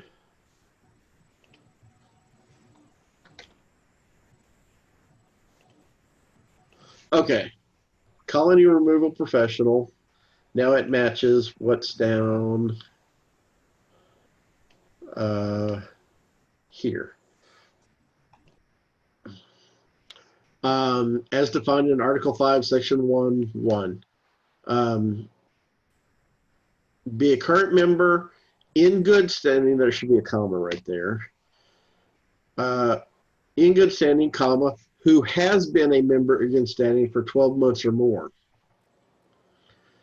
And then there's subparagraph A, it says in the first 2 years of the existence of the organization, the 12-month membership requirement is waived because, we haven't been here for 2 years or 12 months, or we haven't been around for that long. And then it also says this line shall automatically be removed from the bylaws at the beginning of the 3rd year of the organization. 3rd year after. Yeah. After the formation of the organization. There.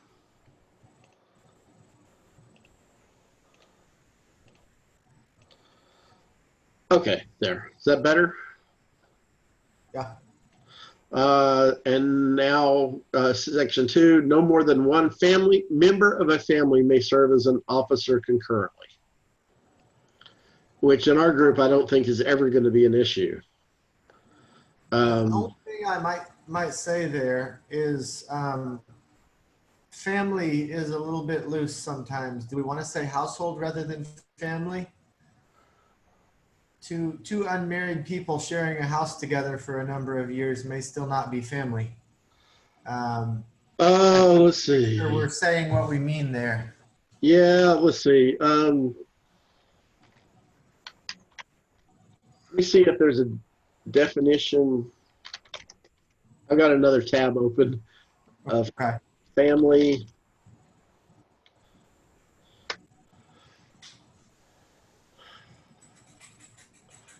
Now, we want it to mean members of family living together, but also probably, what about like father-son?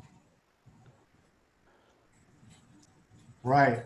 And I will say Metro has a husband and wife on the board right now. And I wouldn't want to lose either of them, but it does mean that they almost always vote together, and it's a little bit disorienting on votes sometimes. Right. Yeah, that's actually something that came straight out of my dog club from previous problems where we had the president and the treasurer both married. Right. I can totally understand why we would want to have it. I'm just talking through it. Yeah. I'll try. What if we just put family/household? Okay, I like that.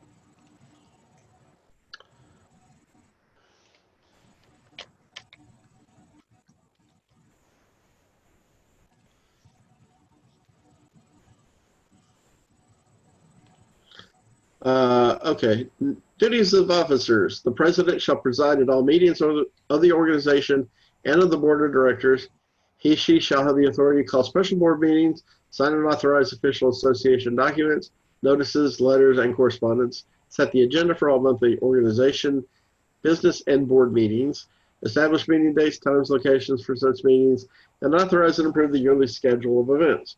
Further, the president shall appoint all committee chairmen subject to ratification of the board of directors, and she shall be an ex officio member of all committees of the organization. There needs to be, when we talk, there's a standing committee for the audit committee that only one board member can be a member of the board of that audit committee. If the president's not that member, they don't get to be an ex officio member of the audit committee. Okay. But we'll look at what that says later and then see if we need to say something else here. We could just add it as a specific exception there of all committees of the organization with the exception of the audit committee. Well, that may be already down in the audit committee line though. So we'll look at that later and see if it is. If it is mentioned down there that that's not the president, it's almost going to read like a contradiction. I mean, I'd rather bowl through this real quick and come back to it if we need to. Okay. Okay. The president shall authorize all checks for disbursement of funds as requested by the treasurer. 2, the vice president shall have all the duties and exercise powers of the president in his or her absence or incapacitation, and shall act in an advisory capacity at all times. She shall have the authority to call special board meetings, which you added that, and I love that addition. Yeah, basically they can already do it if the president.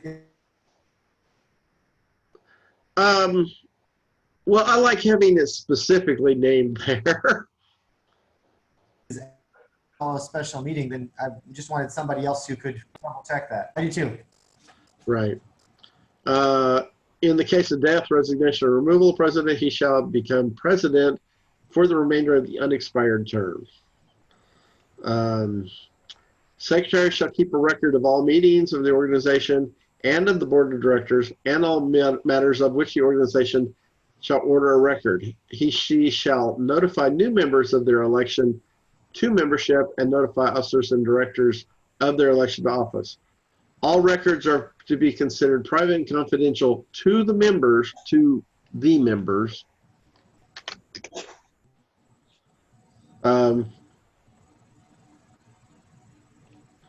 of the organization unless otherwise noted.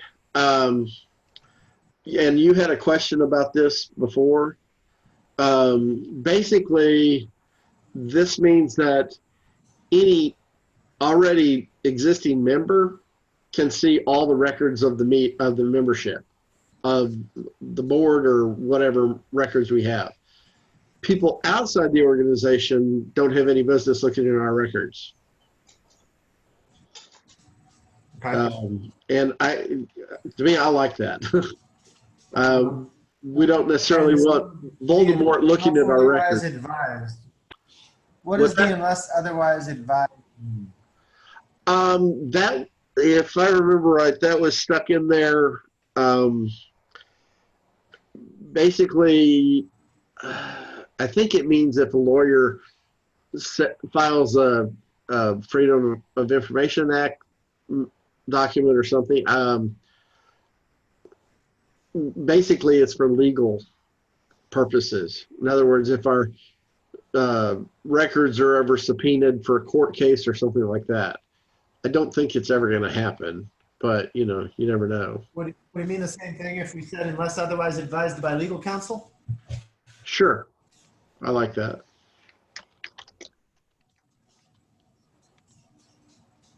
Counsel, I-L-E-L. I-L. I-L. Yeah. I believe. Am I wrong? No, it's I-L. No, I mean, so. Okay. Isn't it? It didn't get flagged as misspelled. I'm trusting Google Documents here. Let's see. Okay, yeah, you were asking your question here. I'm reading what your question was. It's advised by who? Legal counsel. So we answered that. Yeah. Okay. She shall preserve in a permanent file all records, notes, memos, emails, and letters of value to the organization and its officers to be transferred in whole, including all electronic storage, to their successor at the close of their term in office. She shall also keep an attendance roster for all meetings and shall be the duty to confirm the attendance of officers at all meetings, both regular organized meetings and board meetings, and to advise the president when an officer has been absent from 3 consecutive organization or business meetings or 2 board meetings. In the event that both president and vice president are absent, the secretary shall assume the duties of the president.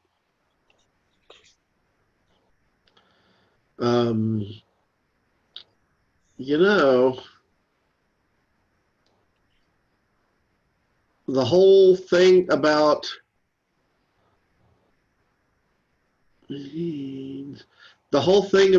the reason the secretary keeps track of board members who don't show up is because in some other version of bylaws that I saw, there was something about board members who basically abandoned their position, and it was a way to remove the board member who wasn't doing their job anymore. Yeah, Metro defaults to having the board evaluate whether to remove a board member for missing 3 meetings in a row. Right, but we keep track of it here, but I don't see anything. Sorry. That's the same thing here, but I don't see anything later on about board members who don't show up. It may have gotten dropped somewhere in there. Yeah, I think it got dropped. We probably need to stick that back in somewhere. Okay. Make a note that we should add that somewhere, because I don't remember where it should go. Why don't we do it as a comment adjacent to that? That's a good line.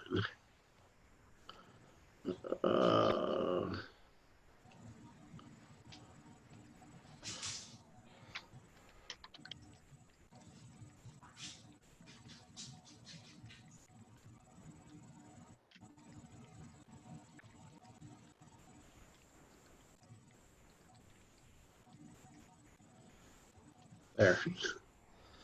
Okay. What time is it? Let's see. Membership director shall keep a roll of the members of the organization and their contact information. This membership list may be made available for purpose of the organization mail outs and notifications, but no commercial use or sharing of the organization name list may be permitted. The membership list may be published as a service for the public good or as a member benefit in such a manner as deemed appropriate by the board of directors. In other words, we're listing our memberships on the website as a way of advertising for everybody. It's a benefit we get to be listed. Does that make sense? But we're not going to sell it to a mailing list company. Correct. Should we distinguish the membership list from the contact list for members that goes on the website, or are they one and the same in every sense? If there's ever a situation where they would be different, yeah, we'd separate it. I can't think of a time where they would be.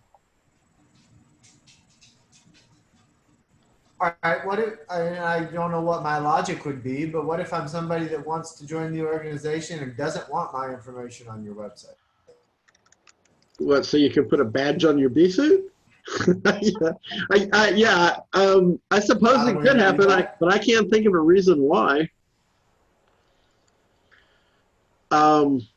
Somebody's a half-hearted swarm remover, and they're just not really looking to have their phone ringing about this.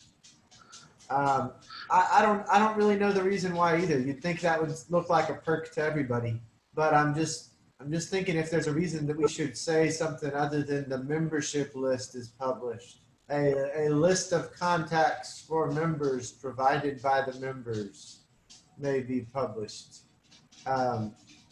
Maybe there's not a reason to distinguish. It does says may be published. It does says may be published, which is different than saying it shall be published. That's so true. That gives us some wiggle room to change it if we need to. Okay. Yeah, let's go with it. Okay. Treasurer shall collect and receive all money due or belonging to the organization, as well as disperse funds for payments due.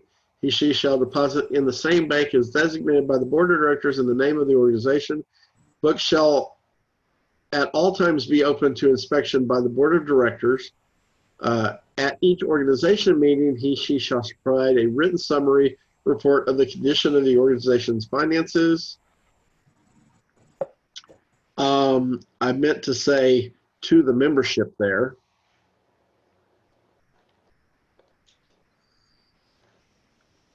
At each organization. Okay, that's implied at the organization meeting.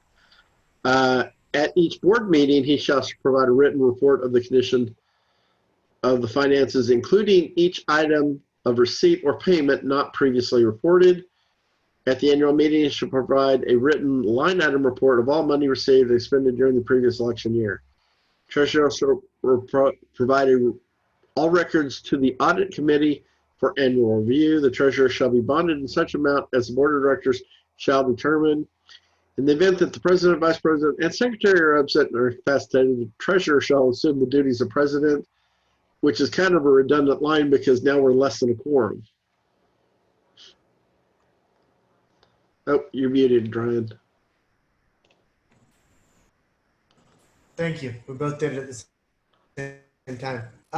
The line about bonding of the treasurer, I had a big discussion about this when we were working on Metro bylaws the other day. Okay. Are we all familiar with that? Have we I thought through don't. that? I haven't the foggiest idea what that involves. So my understanding, and this was shared information from another Metro board member as we were going through this. My understanding is that that's a chance for us to demand that a secretary put up money in a bank account reserved against potential malfeasance. So we could say you've been elected treasurer, and the board thinks that because we have $6,000 in the bank when you're elected treasurer, we want you to put $5,000 in a bank account guaranteeing your value to the organization and that you're not running off with our money. That's my understanding of what that line means. And if that is what it means, then the board of directors could decide, yes, you've been elected treasurer, but unless you're going to put $5,000 in the bank, you're going to have to quit. If that's what that means, then we should get rid of that line. I haven't fact checked that extensively, but that's what I was led to believe that means. Bonding of the treasurer has to do with them putting up money to guarantee that they'll behave appropriately. I'm going to flag that line. Let's see. I think that's past us right now, and if it ever becomes that kind of situation, we could always add something.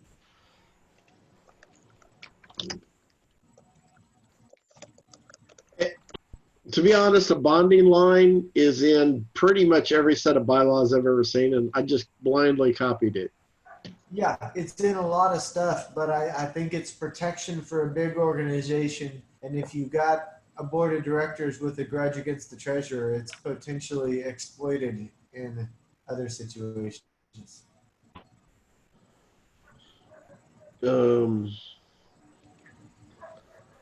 Okay. Let's just leave it flagged for now because I'm not sure. Yeah, get a legal back check on what I just said. Right. If Okay. Got Section 5 is terms. Basically, it says each position of the board of directors shall serve a term of 2 years. And this is copied directly from the way my club does stuff. And it works out really good because half the positions are elected in even years, half of them are elected in odd years.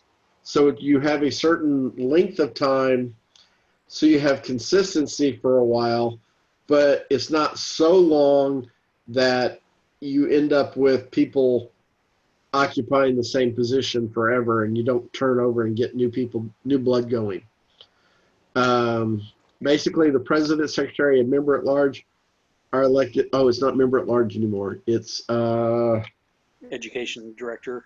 Yep, thank you.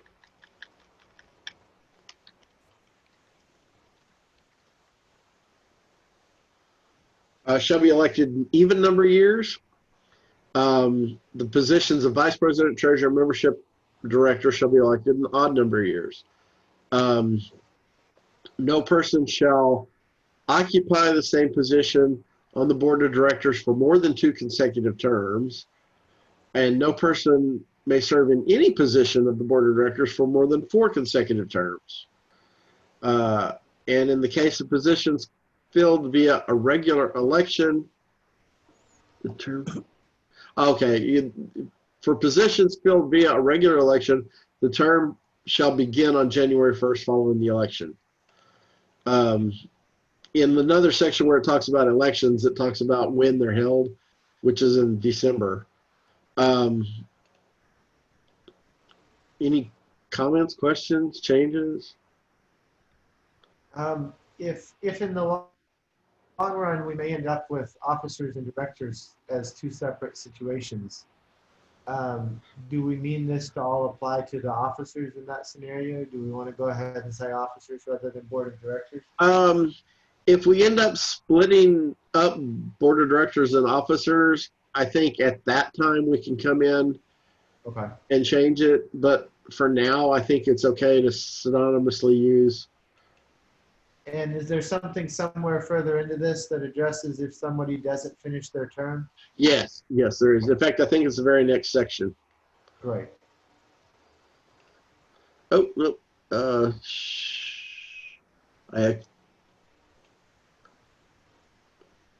I removed the wrong one. Okay.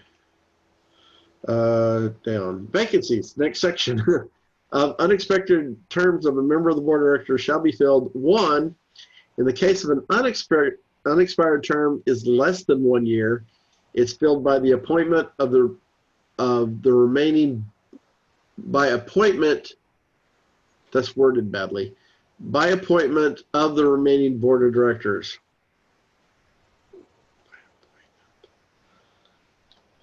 Filled by appointment. It says filled up before the colon. Yeah, yeah. Board of directors shall be filled.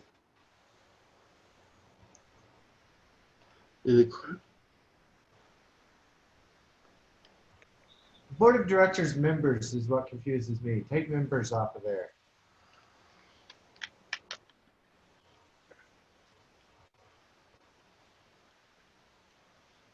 Of remaining directors.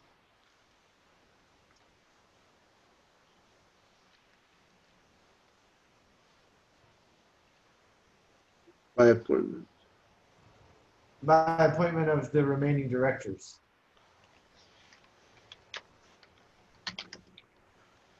The remaining.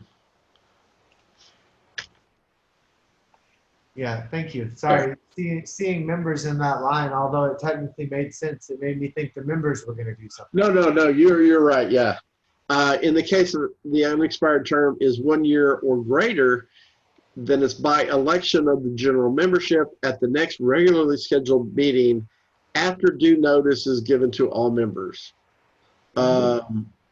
Would read to say that if somebody quits 6 months into their 2-year term, the position sits empty for 6 months and then gets filled at the next election. Well, it's at the next regularly scheduled meeting. The presumption is that we have meetings more than just once a year. Okay. Like an Fair annual enough. member meeting, but Yeah, we But have the board annual meeting in December, but we could have regular meetings once a month. Or Okay. not. It kind of, how often the meetings happen. Okay, but not more.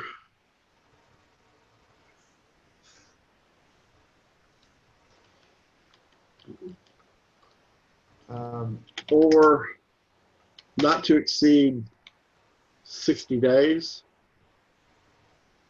No, I think you got it right. You can't start putting a timeline on it because you Okay. don't know what your meetings do. Yeah, but what if the organization decides to only hold meetings once every 6 months? Oh yeah. What if there's meeting once a year? Then we're saying that's just going to sit empty for a minute. Unless we have the board appoint an interim person to a position. In the Okay, case I like that. I like that. 1 full year or greater, the board will appoint an interim. The board may appoint an interim. Yeah,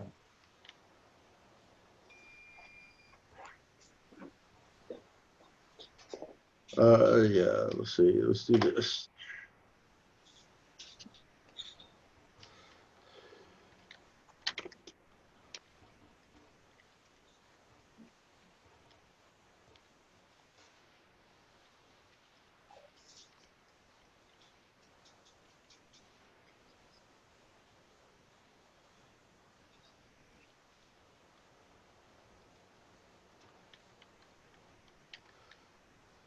May appoint an interim officer to the role until the next regularly scheduled meeting.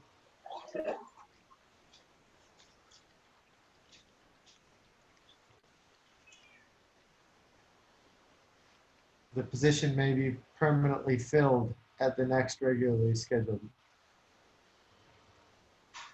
Yeah, I think if it's AB, then the position may be permanently filled at the next regularly scheduled. Yeah. meeting. Well, Filled for the duration of its term. Permanently should never be in there. Bad word.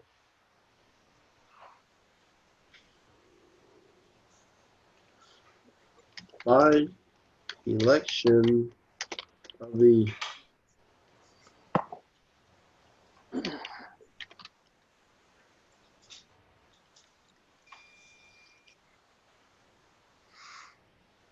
Yeah. okay.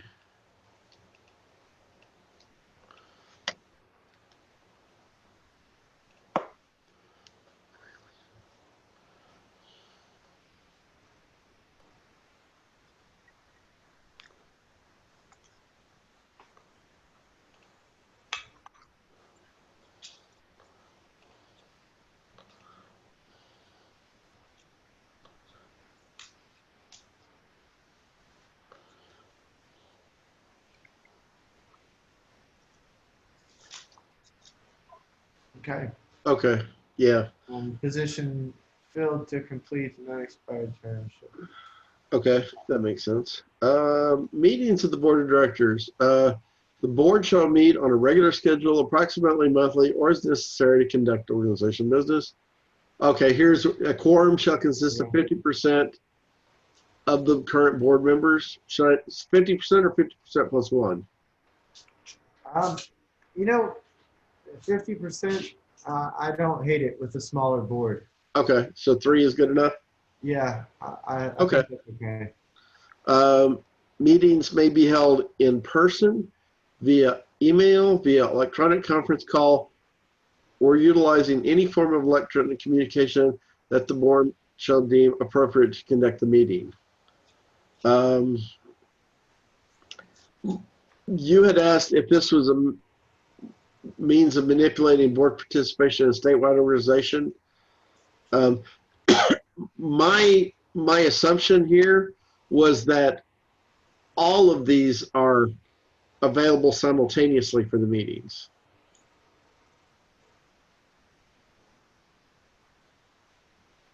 In other words, if there's a board meeting and we want to have it up in Dallas, then me, you, and Rex might show up in one location and meet in person, but then we Zoom conference call everybody else into the meeting at the same time. Okay. And meetings are called by the president and the vice president, I believe, which I think is why I mentioned them as in that comment.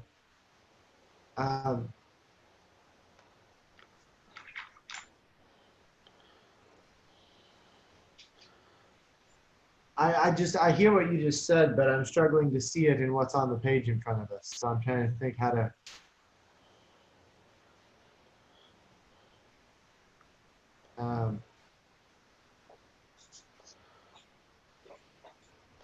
Well, okay. I was just going by what you wrote here way back in October, where you said if the president and 2 board members live in South Texas, the rest of the board is in North Texas, the president's calling monthly meetings in person. Well, you wouldn't hold just an in-person meeting.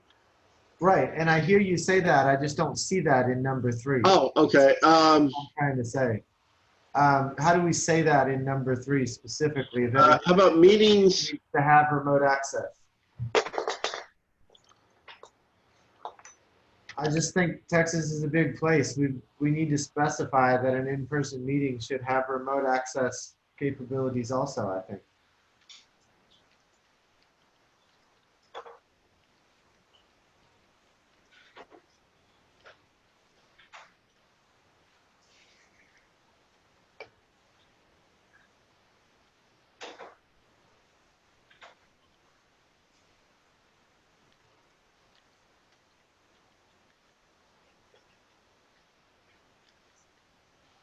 All right. How about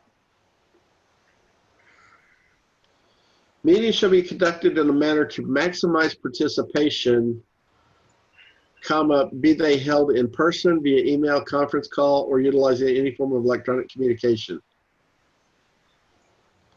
I like that a lot better. Okay.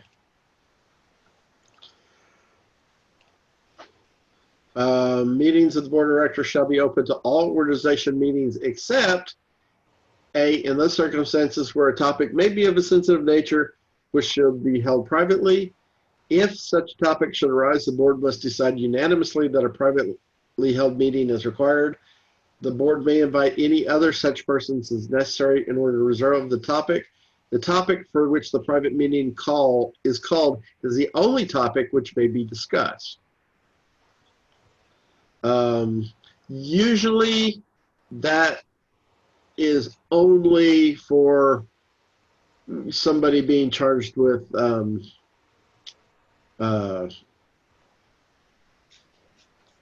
discipline or whatever. It's the charges of misconduct. Then the board has to deal with that. That last bit about proxies on that part. I'm confused by that. Voting via proxy for decision. Now, this isn't part of the closed this is just all board meetings. Right, that's what confused me about it. Is I was reading it like it was part of the closed meetings part. What if No, it's a separate section all its own. It stands by itself. It does. You're right. And it says basically proxy is not allowed. Yeah. Since right. we're allowing so many ways to participate, there's no reason to do proxies. Yeah, I'm not in favor of proxies. I was just confused because I was reading it like it was part of the open meeting thing. No. It's separate. It's on its own. Organization year, annual meeting. Let's see. For accounting, membership, and election purposes, organization year shall be defined as the calendar year beginning January 1st, ending December 31st. Section 2, annual meeting, the regular business meeting in the month of December meeting. That's redundant. Yeah. Will be referred to as the annual meeting, at which the board of directors for the ensuing election year shall be announced per the results of the election process in accordance with Section 3 of this article. Section 3 is elections. One, due to the large geographic nature of the organization, the election of the board of directors shall use any and all modern electronic methods which shall ensure as full participation of the membership as possible. The election shall take place during such a time frame as to allow ballots to be collected and tabulated in advance of the announcement of the annual meeting, as outlined in Section 2 of the article above. Okay, at risk of going against common sense here, shall use all electronic methods implies that we're using a whole bunch of different methods. Did that just say any? Or maybe none of the above? Shall use modern electronic methods?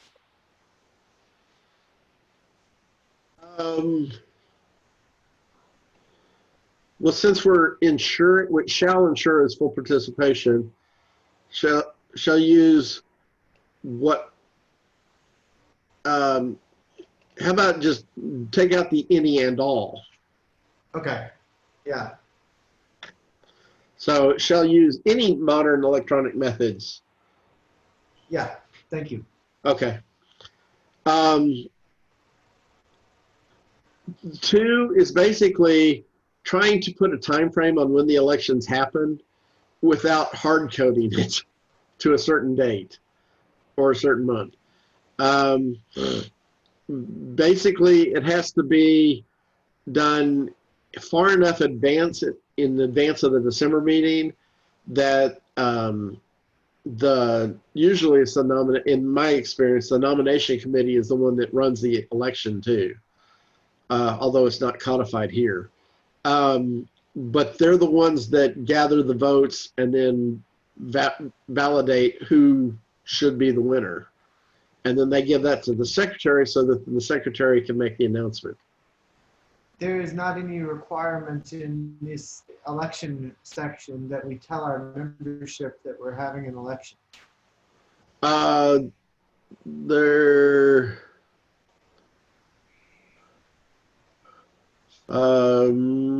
nomination committee. It's there. Oh, it's part of the definition of nomination committee. Okay. Yeah. Okay. Fair enough. Yeah, okay, here. Yeah, 3 is a nomination shall be appointed by the board of directors in accordance with Article 8, Section 2. Okay. And then that's where that's all at. Okay. Gotcha. At the end of the nomination period, those positions which have a single nominee shall be determined to be elected by acclamation. And when we look at the nomination committee, their job is to accept all nominations and verify that they're actually qualified per the bylaws. So if only one person is nominated and everybody had a chance to be nominated, there's no election. Okay. But it is just a verification of bylaws requirements. It's not a vetting process. Correct. Well, the only vetting they do is make sure that they're a paid member who is already a paid professional member Right. of type 2. And they've been a member for at least 12 months. All verified from organization records. Correct. Yeah. Okay. They're not doing anything as far as vetting their qualifications or anything like that. That's for the membership to do when they vote. Gotcha. 5,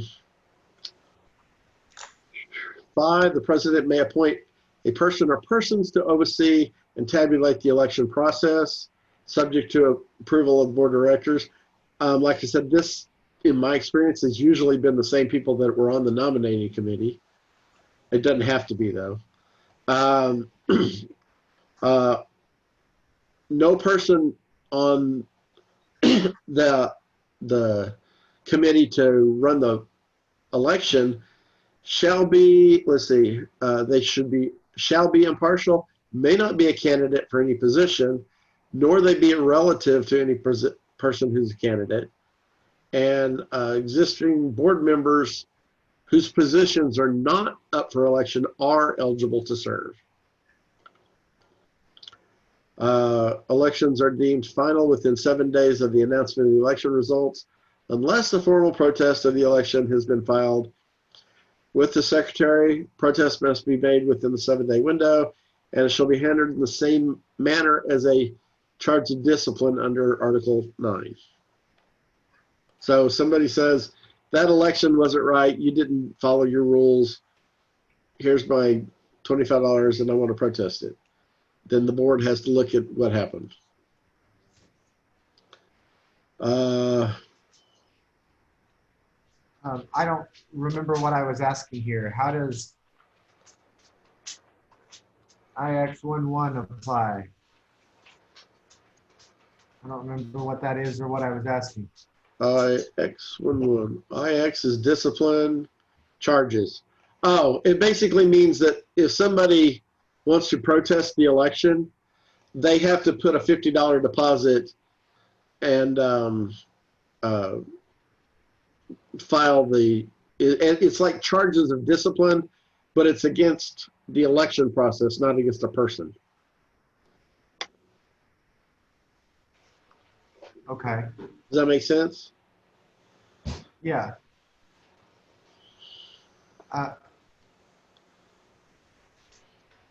It does. I think we may want to restructure that slightly when we get down to it to accommodate it.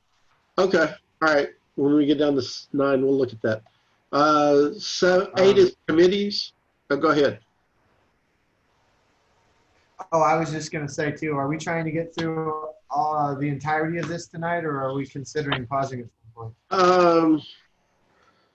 Well, we're at 9 or 13. Good point. Yeah, we can stop for now. I actually have another Zoom meeting to do, so. Okay. I was just thinking we're about halfway through at this point. If Yeah. we're going to break it into 2, it might be a good spot to do it. Okay. All right. What do you think, Rex?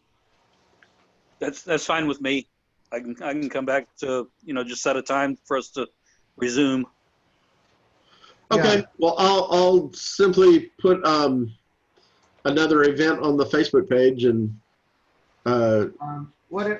What if the three of us went ahead and decided on when we think we could do that well, and then you could just put that up as the next one?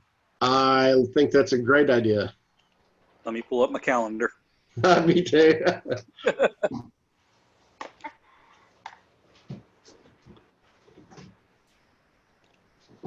Okay.